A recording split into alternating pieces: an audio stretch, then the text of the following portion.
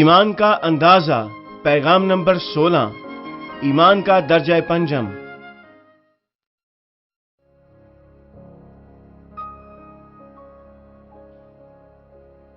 Romeo 12 باب 3 آیت میں اس توفیق کی وجہ سے جو مجھ کو ملی ہے تم میں سے ہر ایک سے کہتا ہوں کہ جیسا سمجھنا چاہیے اس سے زیادہ کوئی اپنے آپ کو نہ سمجھے، بلکہ جیسا خدا نے ہر ایک کو اندازہ کے موافق ایمان تقسیم کیا ہے اعتدال کے ساتھ اپنے آپ کو ویسا ہی سمجھے۔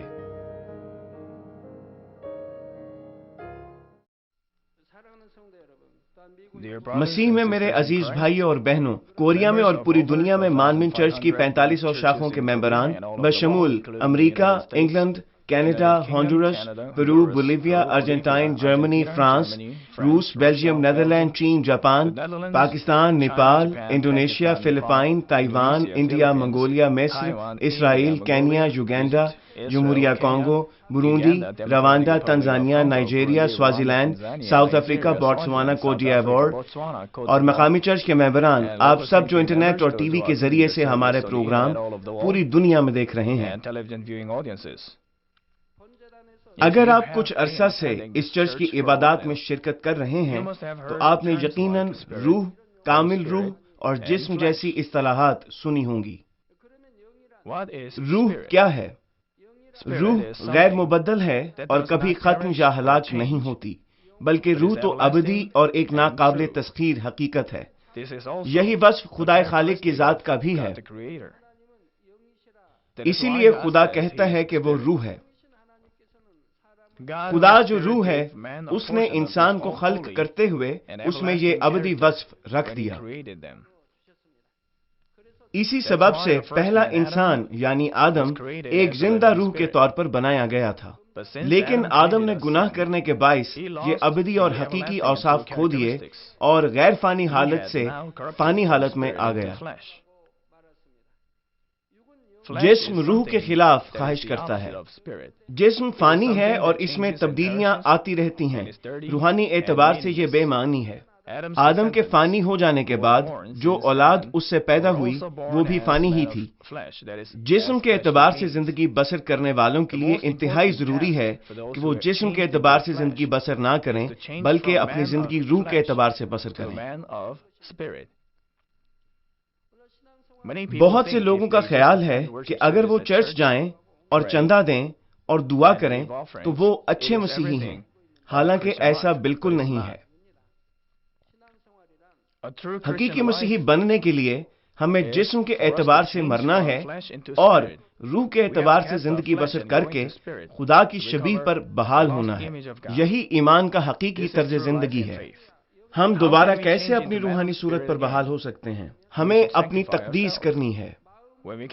جب ہم اپنے دل سے تمام بدی اور تمام گناہوں کو نکال پھینکتے ہیں، یعنی جسم کے وہ کام جو کہ فانی ہیں، تبھی ہم خدا کی صورت پر جو کہ روح ہے بحال ہو سکتے ہیں۔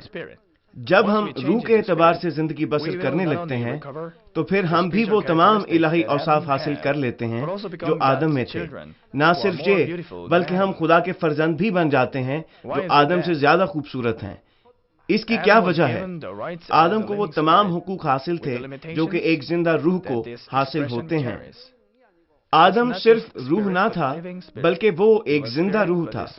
وہ ایسی روح تھا جو مر بھی سکتا تھا، یعنی اگر وہ گناہ اور بدی کو قبول کرتا تو وہ یقیناً فانی بن جاتا۔ پہلے انسان یعنی آدم کو جسم کے اعتبار سے زندگی گزارنے کا تو کوئی تجربہ تھا ہی نہیں۔ وہ موت، آنسو، دکھ اور درد سے نا آشنا تھا۔ اس لیے خدا نے آدم کو روح اور جسم میں امتیاز کے متعلق سمجھایا، مگر وہ ان باتوں کو یاد نہ رکھ سکا۔ لیکن جو لوگ اس دنیا میں ہیں اور جسم کے اعتبار سے مر کے اب روح کے اعتبار سے زندہ ہیں، وہ یہ جانتے ہیں کہ جسم کے کام کیا ہیں۔ انہیں معلوم ہے کہ روح میں زندگی بسر کرنا کس قدر اچھا ہے، نہ موت ہو، نہ دکھ اور نہ ہی درد ہو۔ آزمائش کیسی بھی ہو وہ گناہ میں نہیں گرتے۔ جب آدم ایک زندہ روح تھا تو اسے بھی موت کا تجربہ نہ تھا. اسی سبب سے وہ جسم کے کاموں کی آزمائش میں گر پڑا.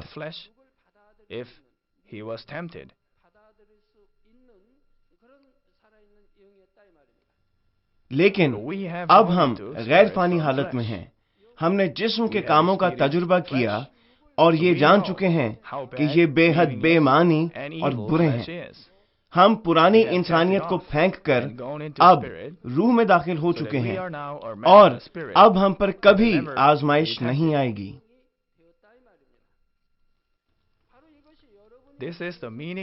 یہی وجہ ہے کہ خدا نے ہمیں اس دنیا پہ رکھا ہے تاکہ ہم یہ بات جان جائیں کہ اس دنیا کی چیزیں کس قدر بے معنی ہیں. ہمیں اس بات کو اپنے دل میں رکھنا ہے کہ جسم کے کام موت، دکھ اور غم کا باعث بنتے ہیں. یہی وہ باتیں ہیں جو ہمیں روح میں زندگی بسر کرنے کے لیے ابھارتی ہیں. یہی وہ تجربات ہیں جن سے ہم یہ سیکھتے ہیں کہ روح میں زندگی بسر کرنا انتہائی ضروری ہے. جب ہم اس شدت سے خدا کی روح کے پیاسے ہوتے ہیں کہ ایمان کے پہلے، دوسرے، تیسرے اور چوتھے درجہ تک پہنچ جائیں تو پھر ہم روح کے اعتبار سے زندگی بسر کرنے لگتے ہیں. جب ہم جسم کے کاموں کو ترک کر دیتے ہیں تو پھر خدا ہمارے ساتھ ساتھ چلتا ہے اور ہم اس کے فرزند ہونے کے حق سے بھرپور انداز میں لطف اندوز ہو سکتے ہیں. ہم اس روحانی اختیار کو دوبارہ حاصل کر لیتے ہیں جو کسی وقت آدم کے پاس تھا. پھر ابلیس بھی ہمیں کبھی تنگ نہیں کر سکتا. بس کبھی مشکلات اور آزمائشیں نہیں ہوں گی. جسم کے اعتبار سے زندگی بسر کرنے والوں اور روح کے اعتبار سے زندگی بسر کرنے والوں میں بہت فرق ہے. فرض کیجئے کہ آپ کی جلد پر ایک زخم ہو گیا ہے. مثال کے طور پر دو لوگوں کو ایک ہی چھری سے ایک جیسا ہی زخم لگا ہے. جسم کے اعتبار سے زندگی بسر کرنے والے کا زخم ٹھیک ہونے میں بہت دن لے گا، لیکن روح میں زندگی بسر کرنے والے کا زخم ایک ہی دن میں بھر جائے گا. اس کی جلد صرف ایک ہی رات میں مکمل طور پر ٹھیک ہو جائے گی. لیکن جسم کے اعتبار سے زندگی بسر کرنے والوں کے لیے شفا کا عمل ان کے ایمان کے درجہ پر منحصر ہے. مثلا جن کا ایمان پہلے یا دوسرے درجہ پر ہے ان کو صرف اپنے زخم کو دھونا ہے. دنیاوی لوگوں کو اپنے زخم پر دوائیاں لگانے کی ضرورت پڑے گی. اگر آپ کا ایمان پہلے یا دوسرے درجہ کا ہے تو آپ دعا کے بعد شفا پا جائیں گے، لیکن پھر بھی آپ کو بہت سے دن لگ جائیں گے. لیکن روحانی آدمی کا زخم ایک ہی رات میں بھر جائے گا. ایسا ہی خون بہنے کے ساتھ ہوتا ہے. جسم کے اعتبار سے زندگی گزارنے والے کا خون رکنا مشکل ہے، لیکن روح کے اعتبار سے زندگی بسر کرنے والوں کے زخم سے خون صرف دعا کے بعد ہی بہنا بند ہو جائے گا. ایسی بہت سی باتیں ہیں جو ہم کو روح میں زندگی بسر کرنے کی تلقین کرتی ہیں.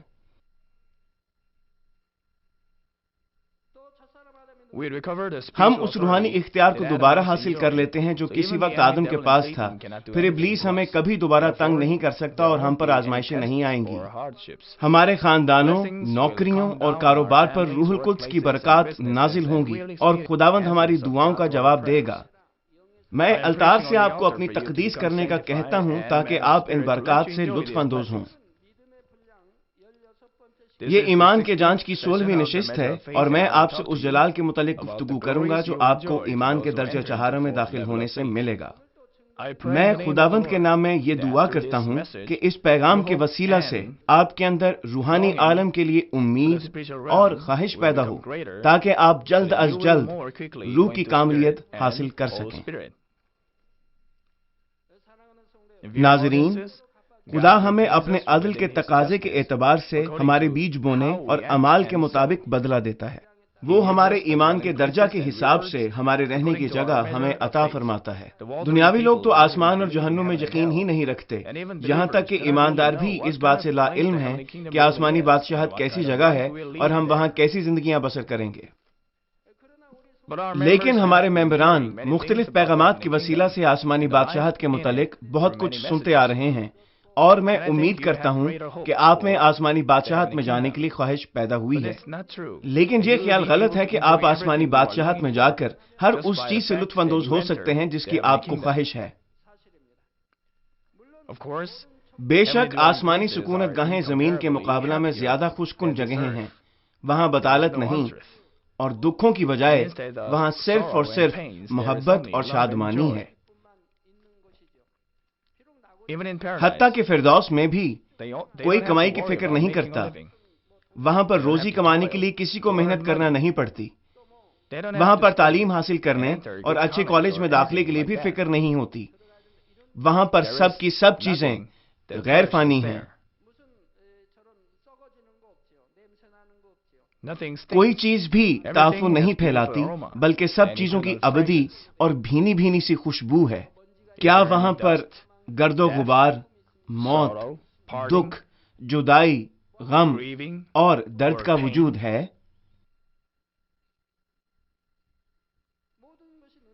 وہاں پر تو ہر چیز خوبصورت ہے۔ خوشی ہی خوشی زندگی کی مظہر ہے۔ یہ سب کچھ آپ کو فردوس میں ملے گا۔ وہاں خوبصورت فرشتگان ہیں جو خدا کی ستائش میں مدھر گیت گاتے ہیں۔ وہاں پر آپ کو حسین ترین نظارے بھی دیکھنے کو ملیں گے۔ ہم وہاں پر اپنے پیاروں کے ساتھ ہمیشہ کے لیے رہیں گے۔ کیا وہاں پر حسد، بغض، ایک دوسرے کی خوشامد یا دل توڑ دینے والے واقعات وقوع پذیر ہوتے ہیں؟ کیا وہ ایک دوسرے کے لیے برے منصوبے باندھیں گے؟ ایسا ہرگز نہیں ہے۔ اگر آپ کے دل میں برائی ہو تو آپ اس سے بات کرنا چھوڑ دیتے ہیں، لیکن وہاں ایسا کچھ نہیں ہے۔ آسمانی بادشاہت میں جسم کے کام نہیں ہیں۔ یہ ہیں وہ برکات اور خوشیاں جن سے آپ فردوس میں لطف اندوز ہو سکتے ہیں۔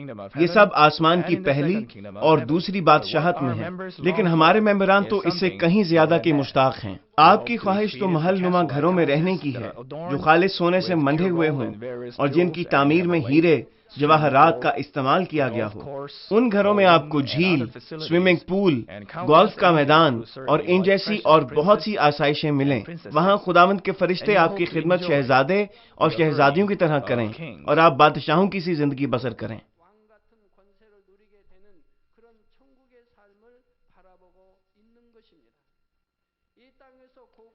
آپ وہاں پر گاڑی نما بادلوں میں سیر کریں گے، جیسے کہ یہاں کی مہنگی زمینی گاڑیوں میں۔ آپ وہاں پر آسمانی ضیافتوں میں شرکت کریں گے اور خداوند کی قربت سے لطف اندوز ہوں گے۔ وہاں پر ابدی خوشی اور شادمانی ہے۔ یہ ہے وہ آسمانی بادشاہت جس کی آپ امید کر رہے ہیں۔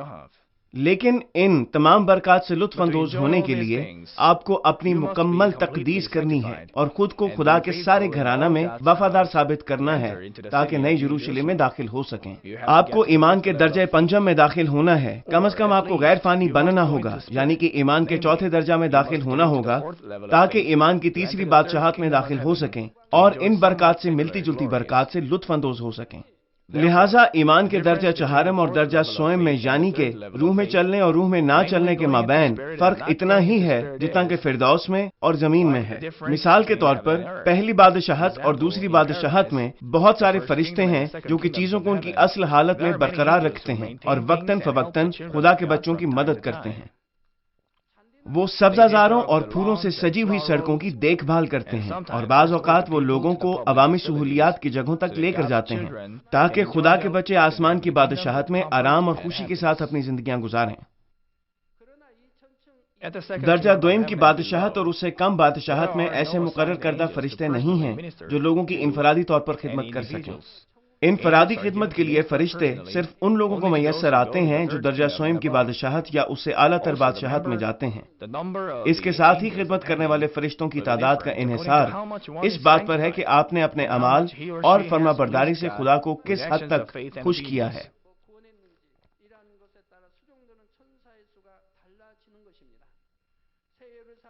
جو لوگ نئی یروشلم میں ہوں گے ان کو زیادہ فرشتے ملیں گے بنسبت ان کے جو درجہ سوئم کی بادشاہت میں ہوں گے۔ لہٰذا صرف فرشتوں کی تعداد کو دیکھنے سے ہی ہم جان جائیں گے کہ اس فرد کا جلال اور اختیار کتنا ہے۔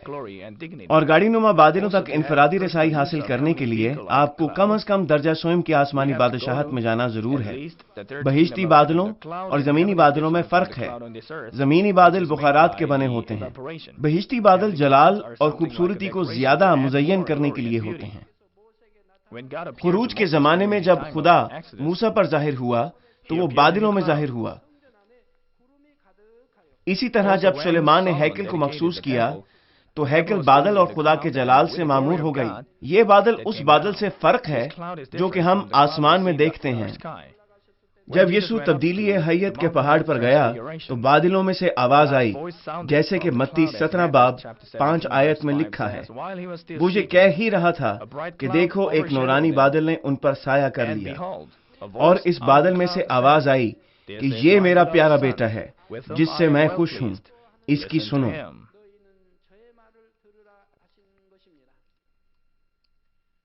متی 26 باب 64 آیت کے دوسرے حصہ میں لکھا ہے، اس کے بعد تم ابن آدم کو قادر مطلق کے داہنے ہاتھ بیٹھے اور آسمان کے بادلوں پر آتے دیکھو گے۔ لہٰذا یہ کوئی عام بادل نہیں ہے بلکہ آسمانی بادل ہے۔ جن بہشتی بادلوں کا ذکر بائبل مقدس کے مختلف حصوں میں ہوا ہے وہ ایسے خوبصورت ہیں جو کہ خدا کے جلال کو ظاہر کرتے ہیں۔ یہی بادل خدا کے بچوں کو بھی دیے جاتے ہیں تاکہ وہ ان پر سوار ہو کر جہاں چاہیں جائیں۔ لیکن آسمانی بادشاہت کے ہر فرد کو یہ گاڑی نصیب نہیں ہوگی۔ صرف وہ لوگ یہ حاصل کر سکیں گے جو آسمانی یروشلم میں داخل ہوں گے۔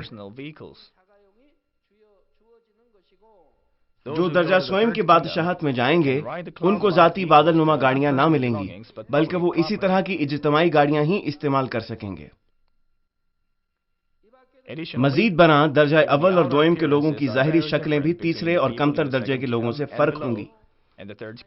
زینت کی ضیاء، ملبوسات اور ان کے نمونے، تزئین اور بال بنانے کے انداز بھی مختلف ہوں گے تاکہ آسانی سے پتہ چل سکے کہ کوئی شخص کتنا مقدس ہے اور خدا اس کو کتنا پیار کرتا ہے۔ جب میں دوسرے ملکوں میں جاتا ہوں تو یہ ملک دوسرے ملک سے کچھ مختلف ہوتا ہے، لیکن بعض ملکوں میں لوگ بہت ساری سجاوٹ کی چیزیں پہنتے ہیں۔ ایک ملک میں وہ ہار پہنتے ہیں لیکن صرف ایک نہیں۔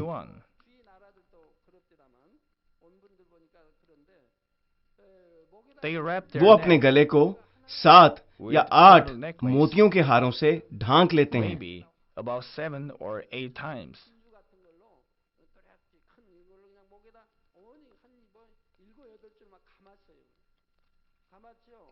اور وہ اتنی بڑی بڑی بالیاں پہنتے ہیں کہ لوگ ان کو آسانی سے دیکھ سکیں۔ جب وہ چلتے ہیں تو وہ بالیاں جھنجھناتی ہیں۔ رنگ تو زیادہ تر سنہری ہی ہوتا ہے۔ ان کی ہر انگلی میں انگوٹھی ہوتی ہے۔ وہ موٹے موٹے چھلے پہنتے ہیں اور وہ ایک انگلی میں کئی چھلے پہنتے ہیں۔ کوریا میں تو ہم صرف ایک ہی پہنتے ہیں، لیکن وہ لوگ ایک انگلی میں کئی پہنتے ہیں، اور وہ ہاتھوں میں کڑے بھی پہنتے ہیں۔ وہ بڑے موٹے ہوتے ہیں اور سونے کے بنے ہوتے ہیں۔ وہ 2 یا 3 کڑے پہنتے ہیں۔ وہ اپنے جسم پر اتنا زیور پہنتے ہیں جتنا کہ پہن سکتے ہیں۔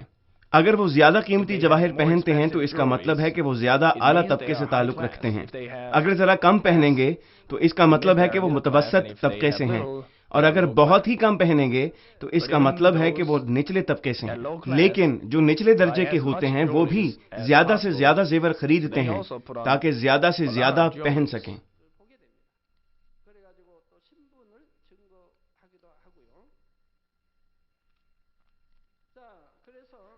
زینت کی ضیاء، ملبوسات اور ان کا نمونہ، تزئین اور بالوں کا انداز سب مختلف ہوتا ہے تاکہ پتہ چل سکے کہ کوئی کتنا مقدس ہے اور خدا اس کو کتنا پیار کرتا ہے۔ جب میں ان سے باتیں کر رہا تھا تو میں نے تو کوئی زیور نہیں پہن رکھا تھا، کوئی کڑا نہیں پہنا تھا، نہ کوئی اور سجاوٹ کی چیز۔ میں سونے کی کوئی بھی چیز نہیں پہنتا۔ ایک دفعہ میں نے سوچا وہ میرے متعلق کیا سوچتے ہوں گے، لیکن وہ ایسا نہیں سوچیں گے۔ اوہو، یہ بھی کس قدر غریب شخص ہے۔ غالباً وہ یہ بھی نہیں سوچیں گے، ہوگا تو یہ ایک امیر شخص لیکن زیور نہیں پہنتا۔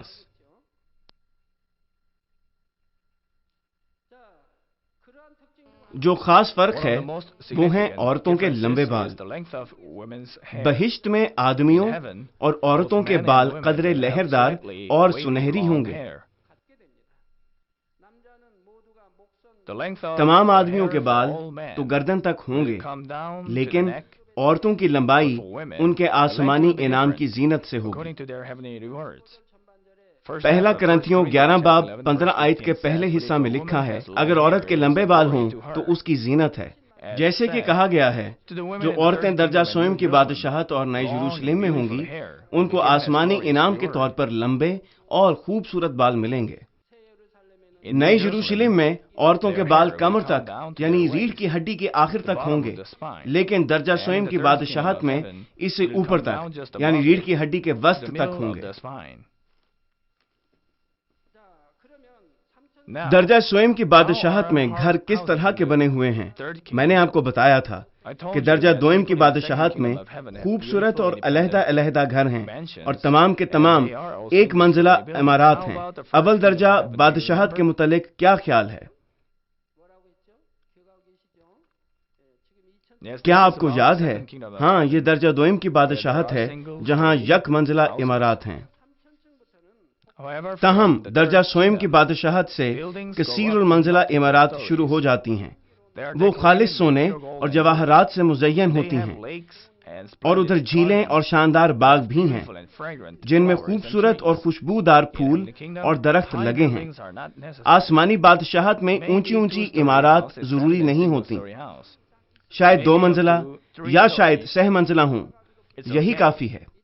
لیکن ہمیں 3 منزلوں سے زیادہ کی ضرورت نہیں ہے۔ اتنی سیڑھیاں چڑھنا بہت مشکل ہوگا۔ اس دنیا میں زمین بہت تھوڑی ہے، اس لیے ہمیں کئی منزلہ گھر بنانا پڑتے ہیں، لیکن آسمانی بادشاہت تو بے حد وسیع ہے، اس کی کوئی حد نہیں ہے۔ وہ مزین ہیں خالص سونے اور جواہرات سے، اور ان میں خوبصورت جھیلیں ہیں اور خوشبودار پھولوں والے درخت اور باغات ہیں۔ وہاں کی جھیلوں میں بہت سی رنگ برنگی مچھلیاں ہوں گی جن کے ساتھ آپ گفتگو کر سکیں گے۔ دوسری آسمانی بادشاہت میں آپ اپنے محل نما گھر میں جھیل بھی رکھ سکتے ہیں۔ دوسری آسمانی بادشاہت میں آپ کئی اقسام کی آسائشیں حاصل کر سکتے ہیں، مثلا سوئمنگ پول، گولف کورس، سیر کرنے کے لیے باغات، لیکن آپ ان میں سے صرف ایک ہی چیز کا انتخاب کر سکیں گے۔ خدا کو معلوم ہے کہ آپ کو کیا چیز سب سے زیادہ پسند ہے۔ ہمارا خداوند علم رکھتا ہے، اور کیونکہ خداوند ان گھروں کو بنوائے گا، وہ آپ کی پسندیدہ آسائش کا خیال رکھے گا کہ آپ کو اس گھر میں ملے۔ لیکن آسمان کی تیسری بادشاہت میں آپ صرف ایک چیز کا ہی انتخاب نہیں کریں گے، آپ جو چاہیں حاصل کر سکتے ہیں۔ آپ کو کسی بھی آسائش کے حصول کے لیے کسی اور کے گھر جانا نہیں پڑے گا۔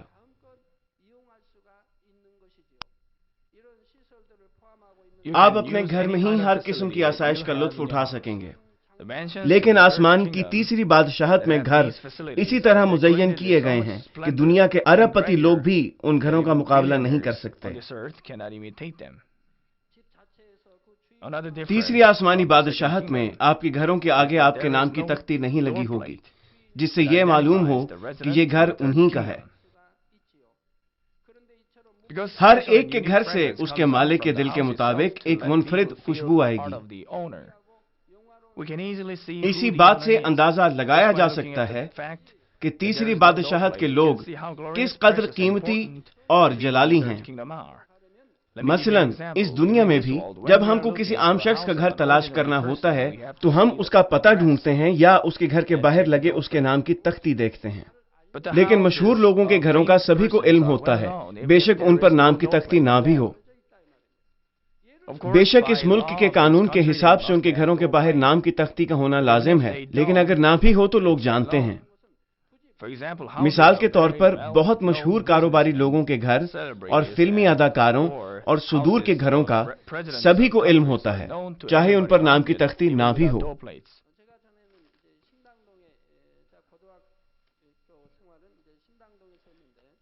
آپ شہر میں کسی سے بھی پوچھ سکتے ہیں کہ فلاں کا گھر کہاں ہے۔ اپنے ابائی اسکول کے دنوں میں میں شنگ ڈینگ ڈونگ میں تھا۔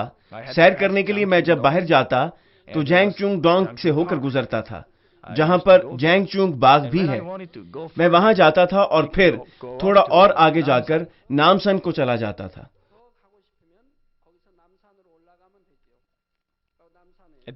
اس وقت باڑ نہیں ہوتی تھی اور وہاں خرگوش گھومتے پھرتے رہتے تھے.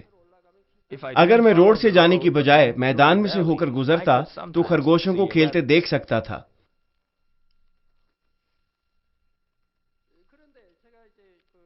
خیر، جینگ جونگ پارک میں سے گزرتے ہوئے میں اکثر بڑے بڑے گھروں کو دیکھتا تھا. ان میں سے ایک گھر کی دیواریں سرخ رنگ کی تھیں.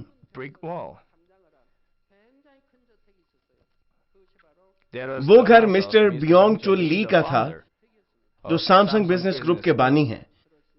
وہ بہت بڑا گھر تھا لیکن مجھے اس کا اندرونی حصہ کبھی نظر نہیں آیا تھا. اس کا رقبہ بھی کافی زیادہ تھا.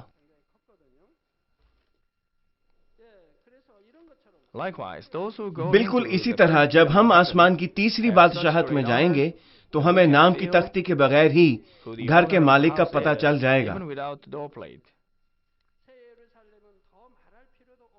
نئے یروشلم میں کیا کچھ ہوگا. جس طرح ہر شخص کی روحانی خوشبو مختلف ہے، ویسے ہی گھر سے آنے والی خوشبو اور روشنی مختلف ہوگی. اسی خوشبو اور روشنی کی خوبصورتی اس بات پر منحصر ہوتی ہے کہ گھر کے مالک کا دل کس قدر خدا کے دل کے مشابہ ہے.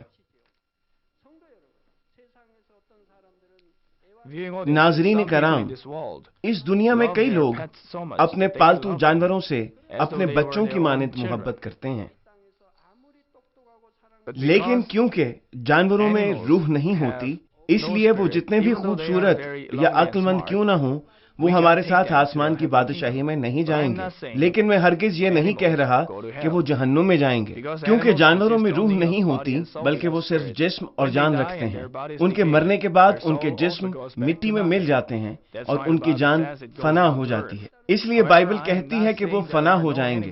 لیکن میں یہ نہیں کہہ رہا کہ آسمان پر جانور نہیں ہیں. وہاں کے جانور تو بہت ہی پیارے اور ذہین ہیں، ان دنیاوی جانوروں سے کہیں خوبصورت، اور وہ تو آپ کے ساتھ باتیں بھی کریں گے اور آپ کو خوش رکھیں گے. آسمان کی تیسری بادشاہت میں لوگوں کو پالنے کے لیے جانور اور پرندے بھی دیے جائیں گے. وہ آسمان کی دوسری بادشاہت میں پائے جانے والے جانوروں سے بہت زیادہ خوبصورت ہوں گے. بالکل ایسے ہی جیسے کہ آسمان کی پہلی اور دوسری بادشاہت میں تاج ہیں. تاج ان کو ملتا ہے جو آسمان کی تیسری بادشاہت میں داخل ہوں گے. یہ زندگی کا تاج ہے. آپ کے ایمان کے درجہ کے مطابق آپ کو فرشتے دیے جائیں گے. آپ میں سے چند ایک ایمان کے تیسرے درجہ پر ہیں اور بعض چوتھے درجہ پر ہیں. اسی ایمان کے درجہ کے مطابق آپ کی خدمت کے لیے فرشتے آپ کو دیے جائیں گے.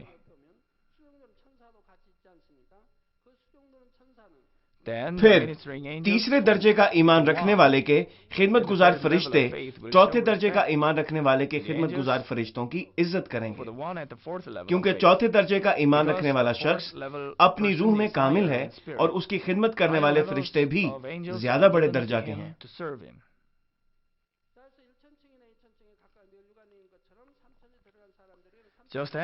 جیسا کہ آسمان کی دوسری اور تیسری بادشاہت میں تاج ہیں، اسی طرح آسمان کی تیسری بادشاہت میں جانے والوں کو تاج دیا جاتا ہے. وہ تاج زندگی کا تاج ہے.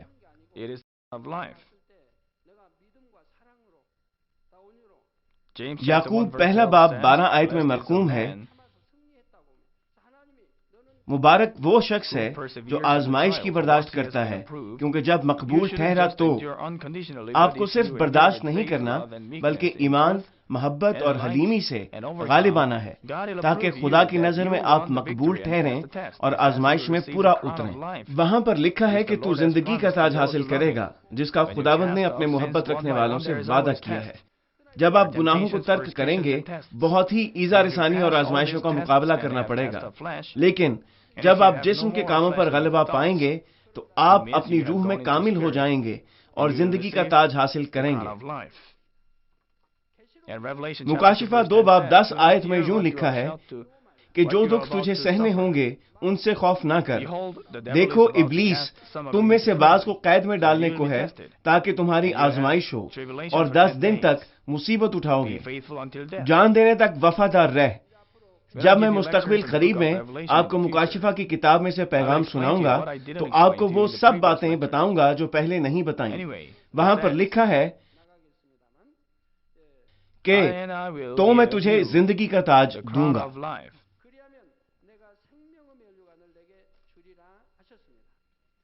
جان دینے تک وفادار رہنے کا مطلب ہے کہ آپ کو خدا کی بادشاہت کے لیے اپنے پورے دل و جان سے روحانی کام کرنا ہوں گے.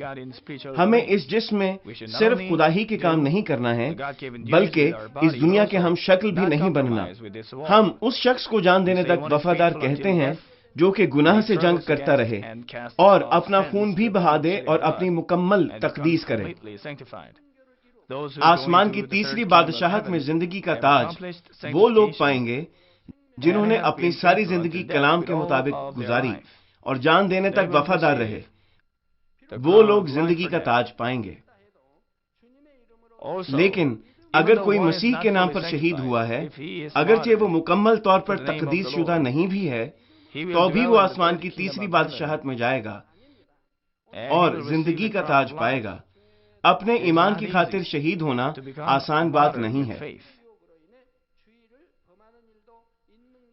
آج کے ایماندار سبت کی خلاف ورزی کرتے ہیں محض چند روپاؤں کی خاطر. ان کو اپنی جان کا تو خطرہ نہیں ہوتا، لیکن وہ مالکوں یا خاندان کے دباؤ میں ہوتے ہیں اور خدا کے حکم کو توڑ دیتے ہیں.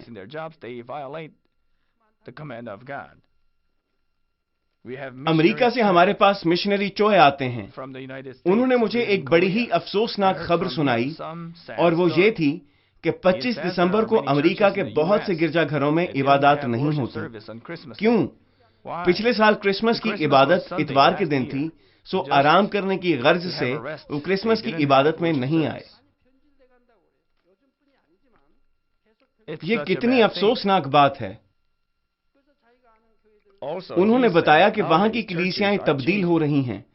یہ مسئلہ بڑی دیر سے چلتا آ رہا ہے لیکن اسی دور میں زور پکڑ گیا ہے. انہوں نے بتایا کہ وہاں پر اکثر گرجا گھروں میں عبادت ہفتہ کے روز ہوتی ہے تاکہ وہ لوگ اتوار کو آرام کر سکیں. وہ ہفتہ کی رات کو عبادت کرتے ہیں تاکہ وہ اتوار کو اپنی مرضی کے مطابق کام کر سکیں. وہ سبت کے دن کو پاک ماننے کی بجائے اس دن کاروبار کرتے رہتے ہیں. وہ ہفتے کے دن سبت مناتے ہیں. یہ انتہائی افسوسناک بات ہے. انہوں نے بتایا کہ واشنگٹن مانوین کے پادری اور ممبران انتہائی خوش ہیں.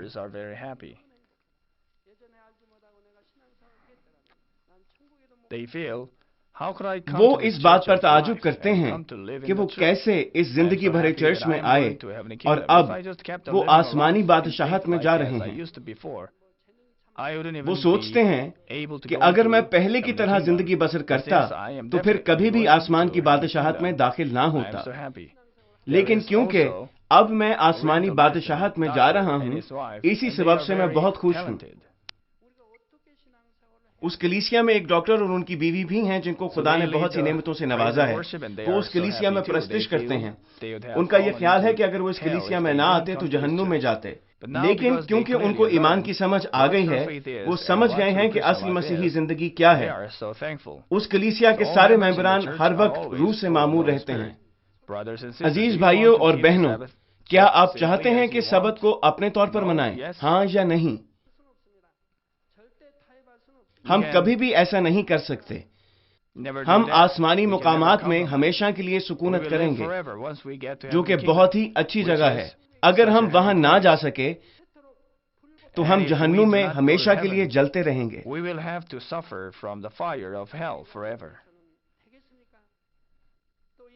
کیا ہم صرف اپنی دنیاوی خواہشات کو پورا کرنے کی خاطر جہنم میں چلے جائیں؟ فانی لوگ یہ کہہ سکتے ہیں کہ اگر میں ہر چیز چھوڑ دوں تو زندگی کا کیا مزہ رہے گا.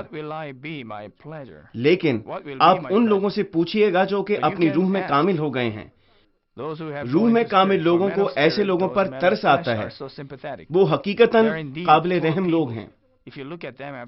ہر چیز بتلان اور بے معنی ہے، ان سے ہمیں زندگی نہیں مل سکتی۔ دنیا کی چیزیں ہمیں نقصان سے بچا نہیں سکتی ہیں، یہ حقیقی شادمانی نہیں دیتی۔ دنیا کے لوگ ان چیزوں کو ترک نہیں کر سکتے، لیکن روح میں کامل ہو جانے والے لوگ ان چیزوں کو ترک کر چکے ہیں۔ انہوں نے سب کچھ خداوند خدا کے سپرد کر دیا ہے، خدا نے ان کی ساری ذمہ داری لے لی ہے۔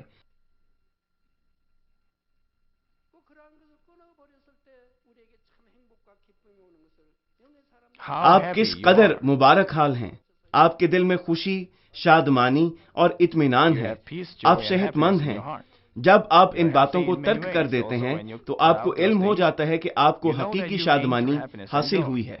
اس عمل میں سے گزر کر وہ روح میں کامل ہو جاتے ہیں اور ان کی ایمان میں زندگی بہت خوشگوار ہو جاتی ہے۔ لیکن فانی آدمی کے لیے ایسی بات کو تسلیم کرنا مشکل ہے، کیونکہ اس کے نزدیک دنیاوی کاموں کو چھوڑ کر وہ خوشحال زندگی بسر نہیں کر سکتا۔ لیکن جب ہم ایسی چیزوں کو ترک کر دیتے ہیں تو حقیقی خوشی حاصل کرتے ہیں۔ اگر یہ لوگ چھوٹی باتوں میں حق کی پیروی نہیں کر سکتے تو کیا یہ اپنے ایمان کی خاطر شہید ہو سکیں گے؟ لیکن شہید ہونا بھی اس بات کی تصدیق نہیں کرتا کہ آپ آسمان کی تیسری بادشاہت میں داخل ہوں گے۔ ہو سکتا ہے کہ ظاہری طور پر شہادت ایک جیسی ہو، لیکن ہر شخص کی نیت تو مختلف ہو سکتی ہے۔ کچھ لوگ تو حقیقی محبت اور ایمان کے ساتھ شہید ہوتے ہیں، لیکن بعض ایسے بھی ہیں جن کی نیت صاف نہیں ہوتی۔ مثلا جب لوگوں کو کوئی بیماری ہوتی ہے اور خدا پر بھروسہ کرتے ہیں، بجائے اس کے کہ ہسپتالوں میں جائیں، ان کا ایمان اور نیت مختلف ہوتی ہے۔ اگر وہ خداوند پر مکمل طور پر بھروسہ کریں اور یہ کہیں کہ میں زندہ رہوں یا مر جاؤں، میرا سب کچھ خداوند کے لیے ہے، تو پھر اگر وہ مر بھی جائیں تو ان کی موت شہادت گنی جائے گی۔ لیکن اگر وہ ایمان کی بجائے صرف الہی شفا کے متعلق محض علم رکھتے ہیں اور ہسپتال نہیں جاتے اور یہ سوچتے ہیں کہ ان کا ایمان بہت زیادہ ہے، تو نتائج فرق برآمد ہوں گے۔ اس لیے اگر ہم جام شہادت نوش کر بھی لیں، اگر ہماری نیت صاف ہے تو ہم کسی صورت بھی آسمان کی تیسری بادشاہت میں داخل نہیں ہو سکتے اور نہ ہی زندگی کا تاج حاصل کر سکتے ہیں، کیونکہ خدا تو ہماری نیتوں پر نظر کرتا ہے۔ ناظرین، یوحنا 14 باب 21 آیت میں یوں مرقوم ہے، جس کے پاس میرے حکم ہیں اور وہ ان پر عمل کرتا ہے، وہی مجھ سے محبت رکھتا ہے، اور جو مجھ سے محبت رکھتا ہے وہ میرے باپ کا پیارا ہوگا، اور میں اس سے محبت رکھوں گا اور اپنے آپ کو اس پر ظاہر کروں گا۔ صرف وہ لوگ جو اس کا حکم مانتے ہیں اس سے محبت کرتے ہیں، اور خداوند سے محبت کرنے والوں کے ساتھ خدا باپ کو محبت ہوتی ہے۔ خداوند ان کے ساتھ رہے گا اور ان پر خود کو ظاہر کرے گا۔ اسی لیے خداوند ان لوگوں کو اس بات کا ثبوت دیتا رہتا ہے کہ وہ ان کے ساتھ ہے جو اپنی روح میں کامل ہو چکے ہیں۔ اگر ہم خداوند سے اتم درجہ کی محبت کریں، اس کے احکام کو مانیں اور اپنے گناہوں کو ترک کریں، تو خداوند کی محبت کے ثبوت ہماری زندگیوں میں ظاہر ہوتے رہیں گے۔ ہم صحت مند رہیں گے اور اس دنیا میں خوشحالی حاصل کریں گے، اور آسمان کی بادشاہت میں بھی ہم خدا کے حقیقی فرزند ہونے کے ناطے سے الہی جلال اور اختیارات سے لطف اندوز ہو سکتے ہیں۔ آپ جس قدر اپنی روح میں کامل ہوں گے، اسی قدر خداوند آپ سے خوش ہوگا اور آپ کو مزید بڑی برکات سے نوازے گا اور عزت دے گا۔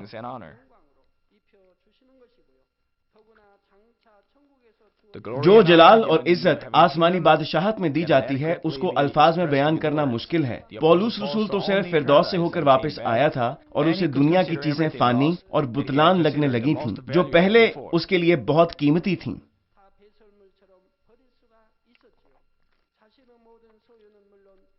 وہ تو اپنے تمام مال و متاع کے علاوہ اپنی جان بھی دینے کو تیار تھا۔ اگر آپ حقیقی ایمان رکھتے ہیں تو آپ دنیاوی عزت اور مشہوری کی خواہش نہیں کریں گے، پھر آپ صرف اور صرف اپنی تقدیس کرنا چاہیں گے اور گناہوں کو ترک کر کے آسمانی بادشاہت میں جانا چاہیں گے۔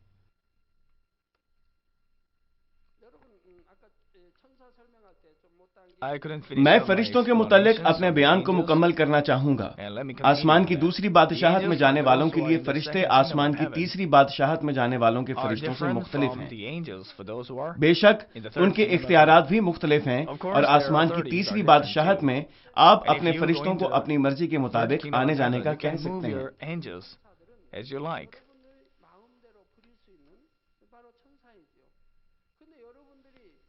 لیکن آپ کو انہیں کچھ بتانے کی ضرورت نہیں.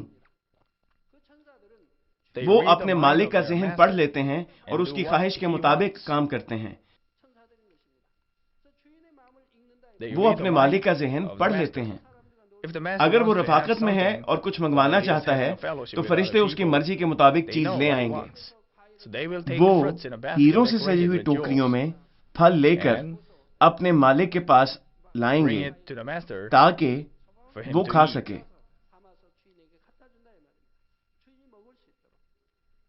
وہ اپنے مالک کی مرضی بجا لائیں گے. لیکن آسمان کی دوسری بادشاہت میں فرشتے ہرگز ایسا نہیں کریں گے. وہ صرف احکام کی تکمیل ہی کریں گے. وہ اپنے مالک کی مرضی جان نہیں سکتے. وہ آپ کے کہنے پر ہی آپ کو پھل لا کر دیں گے. وہ آپ کا حکم مانیں گے. یہ بہت بڑا فرق ہے.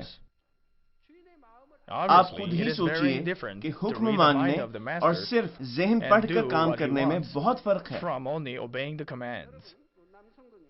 خاوند حضرات، اگر آپ کی بیوی آپ کے ذہن کو پڑھ کر سارے کام کرتی چلی جائے تو کیا آپ خوش نہیں ہوں گے؟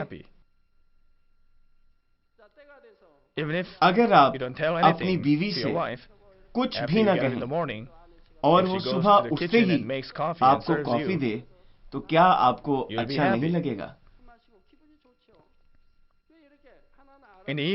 اور شام میں یا رات کے کھانے کے وقت آپ کی بیوی آپ کی پسندیدہ ڈش کا انتظام کر کے رکھے حالانکہ آپ نے اسے کچھ نہیں کہا، آپ کو اپنی بیوی کتنی اچھی لگے گی؟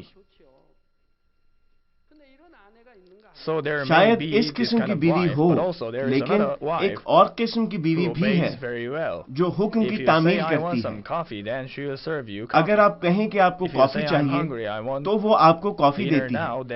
اگر آپ کہیں کہ آپ کو بھوک لگی ہے تو وہ آپ کے لیے کھانا بنا دے گی. اگر آپ کی بیوی اس طرح سے آپ کی خدمت کرے گی تو آپ کس قدر خوش ہوں گے.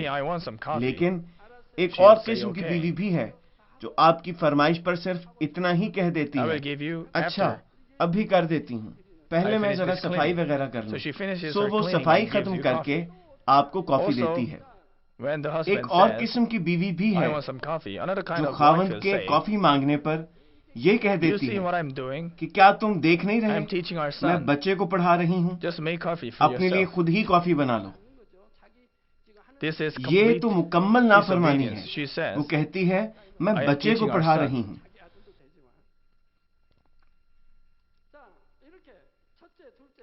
تو ہم نے دیکھا کہ 4 قسم کی بیویاں ہیں.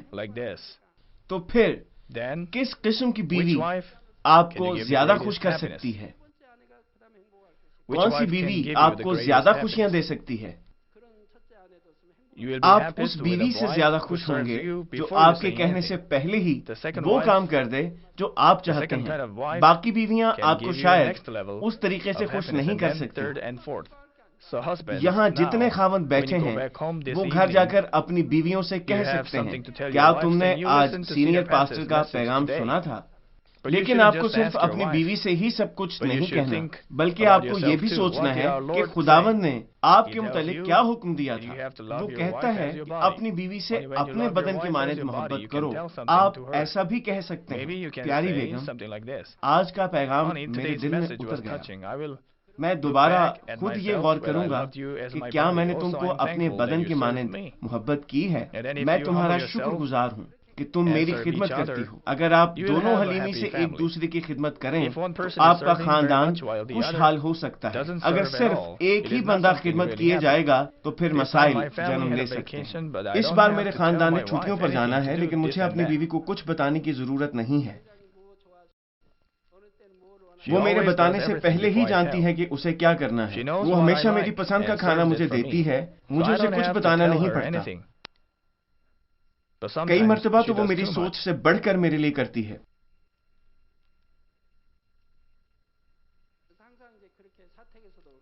کئی مرتبہ وہ میری بہت خدمت کرتی ہے. کہنے کا مقصد ہے کہ وہ میری پسند سے واقف ہے اور مجھے وہی چیزیں پیش کرتی ہے۔ گھر پر بھی اور ان چھٹیوں میں بھی اس نے میری پسند کا خاص خیال رکھا۔ اسے میری پسند کا کھانا اور پینا معلوم ہے۔ اس نے پہلے سے ہی مختلف لفافوں میں میرے لیے انسٹنٹ کافی کا مناسب مقدار میں بندوبست کر کے میرے کارکنوں کو پکڑا دی تاکہ وہ صرف پانی ڈال کر حسب ضرورت مجھے پیش کریں۔ اس نے میرے لیے سوپ گرم کرنے اور کافی گرم کرنے کے لیے بھی چیزیں دے دی تاکہ مجھے کسی قسم کی تکلیف نہ ہو۔ وہ میرے لیے سب کچھ کرتی ہے، اس لیے مجھے اس کو کچھ بھی کہنا نہیں پڑتا۔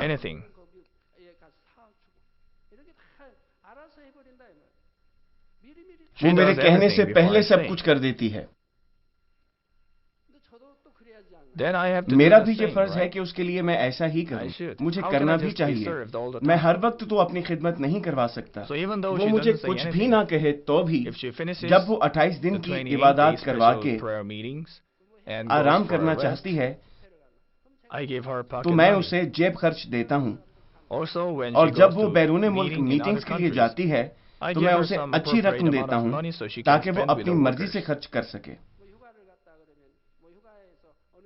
کیونکہ میں پہلے سے جانتا ہوں، اس لیے میں ایڈوانس میں ہی اپنی بیوی کو پیسے دے دیتا ہوں تاکہ وہ کارکنوں کے ساتھ خرچ کر سکے۔ اپنے بچوں کے ساتھ بھی میں ایسا ہی کرتا ہوں۔ میں ان کے مانگنے سے پہلے ان کو دیتا ہوں تاکہ کبھی بھی ان کو مجھ سے مانگنا نہ پڑے۔ میں ان کو ایڈوانس میں دیتا ہوں۔ ہم کو ایک دوسرے کی خدمت کرنا چاہیے۔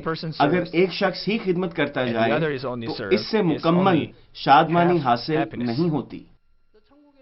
آسمانی بادشاہت میں ایسا ہی ہے۔ آسمان کی تیسری بادشاہت میں فرشتے اپنے مالک کا ذہن پڑھ کر اس کی خدمت کریں گے، لیکن دوسری آسمانی بادشاہت میں یا اس سے نیچے ایسا نہیں ہوگا، بلکہ آپ کو فرشتوں کو حکم دینا پڑے گا۔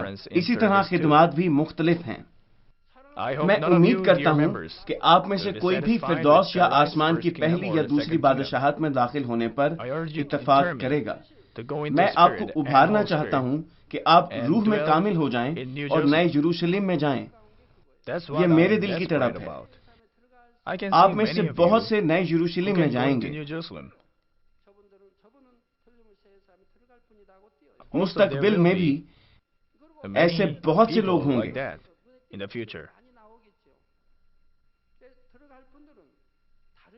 ان کے دل کی وسعت، وفاداری اور ایمان کے درجات مختلف ہوں گے۔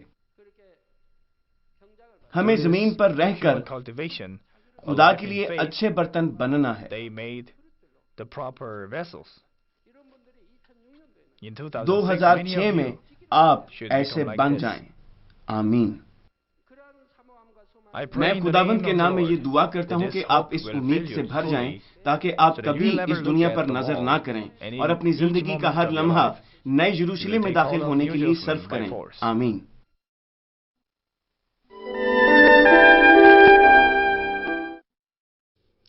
بیماروں کے لیے دعا۔ میں ان سب لوگوں کے لیے دعا کروں گا جو بیمار ہیں۔ آپ اپنے بدن کے اس حصہ پر اپنا ہاتھ رکھ لیں جہاں پر بیماری ہے اور اس دعا سے استفادہ کیجیے۔ اگر آپ بیمار نہیں ہیں لیکن اپنی دلی مرادیں پانا چاہتے ہیں تو اپنا ہاتھ اپنے سینے پر رکھ لیجیے۔ خدا کا زندہ کلام وقت اور فاصلے کی قیود سے آزاد ہے اور آپ کے ایمان کے مطابق آپ کے لیے کام کرے گا۔ آپ جہاں کہیں بھی ہوں، اگر ایمان کے ساتھ اس دعا کو قبول کریں گے تو آپ خدا کی قدرت کے حیران کن کام دیکھیں گے۔ ہاللویا۔ قادر مطلق خدا، تو جو محبت ہے، اپنے بچوں پر اپنے ہاتھ کو رکھ اور تمام GCN دیکھنے والوں پر بھی جو ایمان سے اس دعا کو ٹی وی کے ذریعہ قبول کرتے ہیں۔ اپنا ہاتھ ان پر رکھ اور اپنے عجیب کام جو وقت اور فاصلے کی قیود سے آزاد ہیں ان تمام لوگوں کی زندگیوں میں دکھا جو دنیا کے کسی بھی کونے میں ہیں۔ ان کو ایسا ایمان عطا فرما جس کے وسیلہ سے ان کے تمام شکوک و شبہات ختم ہو جائیں، ان کی زندگی سے تمام دکھ اور مشکلات جاتی رہیں۔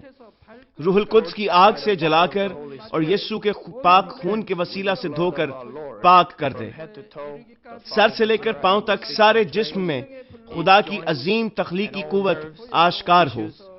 میں خداوند یسوع مسیح کے نام سے دشمن ابلیس اور شیطان، تمام بیماریوں، جراثیموں اور کمزوریوں کو حکم دیتا ہوں کہ ان بدنوں سے الگ ہو جائیں۔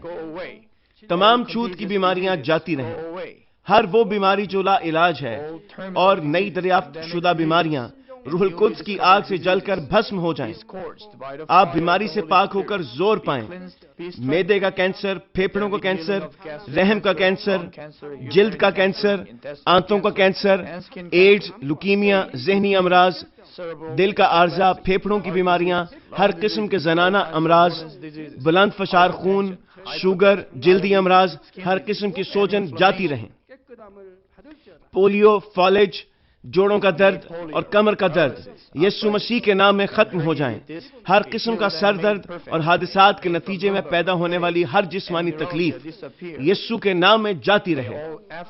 بیماری کی وجہ سے تھکان، نزلہ، زکام اور گلڑ جیسی بیماریاں روح القدس کی آگ سے جل کر بھسم ہو جائیں۔ مرگی، ذہنی معذوری، ذہنی دباؤ اور تمام ذہنی بیماریاں یسوع مسیح کے نام سے جاتی رہیں۔ ہر قسم کی تاریکی ختم ہو جائے اور ان کے دلوں میں اطمینان اور شادمانی آ جائے۔ خدا باپ تخلیق کی عظیم ترین قوت کے وسیلہ سے یہ جسم جو کمزور ہو چکے ہیں دوبارہ سے زور پائیں، فالج کے جکڑے آزاد ہو جائیں اور لنگڑے چلنا اور چھلانگے لگانا شروع کریں۔ نظر کی کمزوری جاتی رہے، بہرے سننا شروع کر دیں، اندھے بینائی حاصل کریں اور گونگے لوگ بولنا شروع کر دیں۔ خدا باپ بانجھ خواتین کو اولاد کی برکت عطا فرما، ٹوٹی ہڈیوں کو جوڑ دے اور جسم کے تمام جلے ہوئے حصے مکمل طور پر شفا یاب ہو جائیں۔ نشہ کی لعنت میں گرفتار لوگوں کو روح القدس کی آگ کے وسیلہ سے پاک اور صاف کر دے۔ جسم کے تمام مردہ خلیے زندہ ہو جائیں، تمام تاریکی جاتی رہے اور ابلیس کی قوتیں نکل جائیں۔ میں یسوع مسیح کے نام سے حکم دیتا ہوں کہ دشمن ابلیس، شیطان اور ہوا کی عملداری کا حاکم اپنا قبضہ چھوڑ دیں اور ان کے تمام قاصد بھی یسوع مسیح کے قادر نام میں نکل جائیں۔ تاریکی کی ناپاک، دھوکہ دینے والی اور گمراہ کر دینے والی قوتیں یسوع کے نام میں دور ہو جائیں۔ بے ایمانی اور نا انصافی کی بدروہیں جاتی رہیں، تمام تاریکی جاتی رہے، تیرا نور چمکے۔ خدا باپ ان کی روحوں کو بھی ان کے جسم کے ساتھ مضبوط فرما، ان کو قوت دے کہ یہ تجھ کو پکار سکیں، ان کو قوت دے کہ یہ اپنے گناہوں کو ترک کر سکیں، ان کی جانیں اس دنیا میں راحت پائیں اور ان کی زندگیاں خوشحال ہوں۔ ان کی دعاؤں کو قبول فرما اور ان کی دلی مرادوں کو پورا فرما۔ ان کی زندگیاں ایمان، امید اور محبت میں ترقی کرتی چلی جائیں اور ان کے خاندان بھی تیری نجات کے پیغام کو سن کر قبول کریں اور نجات حاصل کریں۔ ان کے خاندانوں کو ہر قسم کے حادثات اور تباہیوں سے محفوظ رکھ اور ان کو برکت دے کہ وہ ایک خوشحال زندگی بسر کریں۔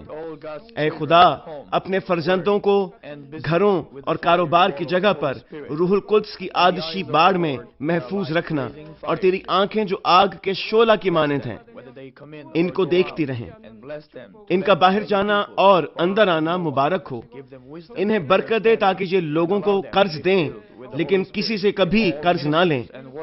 انہیں حکمت اور عقل دے اور ان پر فضل کر کہ وہ روح القدس سے معمور ہو جائیں۔ خداوند اپنے خادموں کو وہ کام کرنے کی توفیق اور فضل عطا فرما جو تو نے انہیں سونپا ہے۔ ہر چرچ میں ایک انقلاب برپا کر دے۔ اپنے بچوں کی رہنمائی کر تاکہ وہ تجھے جلال دیں جو بھی کام وہ کریں۔ اپنے عجائب کا ظہور فرما تاکہ وہ اپنے لبوں سے تیری گواہی دیں کہ وہ تجھ سے ملے ہیں اور تو ان کی دعاؤں کو قبول کرتا ہے۔ خدا باپ، میں تیرا شکریہ ادا کرتا ہوں اور صرف تجھے ہی سارا جلال دیتا ہوں۔ میں خداوند یسوع مسیح کے نام میں یہ دعا کرتا ہوں، آمین۔